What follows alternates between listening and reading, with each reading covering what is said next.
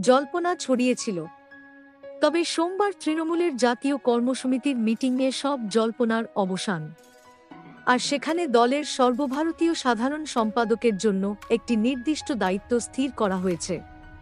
তিনি দিল্লির রাজনীতি সংক্রান্ত বিষয়ে কথা বলবেন। আর তাঁর সেই টিমে থাকছে কীর্তি আজাদ, ডেরেক ওব্রায়েন, সাগরিকা ঘোষ, কাকলি ঘোষ দস্তিদার, সুস্মিতা দেব। এবার প্রশ্ন, তবে কি রাজ্য রাজনীতি নিয়ে আর কথা বলতে পারবেন না অভিষেক? এ নিয়ে সুস্পষ্ট কোনো জবাব মেলেনি।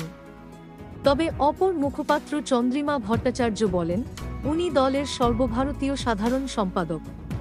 তিনি অন্য কোনো বিষয়ে কথা বলতে পারবেন না, বিষয়টি তেমন নয়। দলের সর্বভারতীয় সাধারণ সম্পাদক হিসাবে কোনো বিষয়ে যুক্তিযুক্ত মনে হলে তা নিয়ে বলার অধিকার অভিষেকের রয়েছে। সূত্রের খবর, এদিন মমতা বন্দ্যোপাধ্যায়ের বাসভবনে জাতীয় কর্মসমিতির মিটিংয়ে ছিলেন অভিষেক।